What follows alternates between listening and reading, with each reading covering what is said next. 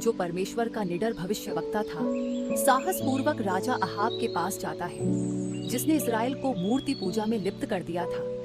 Ahab एलियाह पर आरोप लगाता है कि वह इस्राएल के लिए संकट का कारण है, लेकिन एलियाह उत्तर देता है कि इस्राएल की परेशानियों का असली कारण उनका बाल देवता की पूजा करना है। एलियाह अहाब को चुनौती देता है, बाल और अशेरा के सभी भविष्यवक्ताओं को इकट्ठा करो और लोगों को देखने दो कि कौन सा देवता सच्चा है। वे एक बलिदान तैयार करेंगे और जो देवता स्वर्ग से आग भेजेगा वही सच्चा परमेश्वर होगा।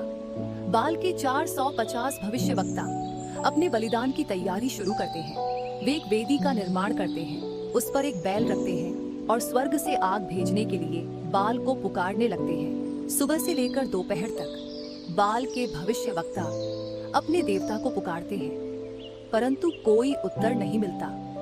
वेदी के चारों ओर नृत्य करते हुए जैसे जैसे समय बीतता है, उनकी निराशा बढ़ती जाती है, लेकिन आकाश मौन रहता है। दोपहर के समय एलियाह बाल के भविष्यवक्ताओं का उपहास करते हुए कहता है कि शायद उनका देवता सो रहा है या यात्रा पर गया हुआ है। उसकी व्यंग्यपूर्ण टिप्पणी से वे क्रोधित हो जाते हैं और भी ऊंची आवाज में पुकारते हैं, परंतु फिर भी आग नहीं आती। दोपहर के बाद एलियाह लोगों को अपने पास बुलाता है। वह परमेश्वर की वेदी को ठीक करता है, उस पर एक बैल चढ़ाता है और वेदी के चारों ओर एक खाई खोदता है। कार्य को और कठिन बनाने के लिए वह आदेश देता है कि वेदी पर 3 बार पानी डाला जाए, जब तक कि खाई पूरी तरह से भर न जाए। एलियाह आगे बढ़ता है और एक सरल हृदय स्पर्शी प्रार्थना करता है, हे प्रभु, आज यह सिद्ध हो जाए कि आप इस्राएल के परमेश्वर हैं और मैं आपका सेवक हूँ। वह परमेश्वर से प्रार्थना करता है कि वह स्वर्ग से आग भेजकर स्वयं को प्रकट करे। अचानक स्वर्ग से आग गिरती है।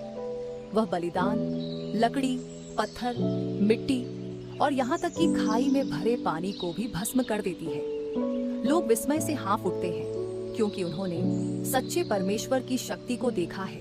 यह देखकर लोग अपने घुटनों पर गिर जाते हैं और जोर से पुकारते हैं, यहोवा ही परमेश्वर है, यहोवा ही परमेश्वर है। बाल के झूठे भविष्यवक्ता निःशब्द खड़े रह जाते हैं। एलियाह आदेश देता है कि बाल के झूठे भविष्यवक्ताओं को पकड़कर किशोन घाटी में ले जाया जाए, जहां उनको मृत्यु दंड दिया जाता है। इस प्रकार न्याय की स्थापना होती है और लोग अपनी मूर्ति पूजा के पाप को समझने लगते हैं। कार्मेल पर्वत पर हुए नाटकीय घटनाक्रम के बाद एलियाह वर्षा के लिए प्रार्थना करता है। शीघ्र ही जो आकाश 3 वर्षों से सूखा था, वह बादलों से घिर जाता है और वर्षा प्रारंभ होती है, जिससे सूखे का अंत होता है। परमेश्वर की शक्ति के एक अद्भुत प्रदर्शन के रूप में एलियाह राजा अहाब के रथ से आगे आगे दौड़ता है और येजरेल तक पहुंचता है, जबकि बारिश बूंदों के रूप में गिर रही होती है, यह दर्शाते हुए कि परमेश्वर की शक्ति और कृपा अपने भविष्यवक्ता पर है।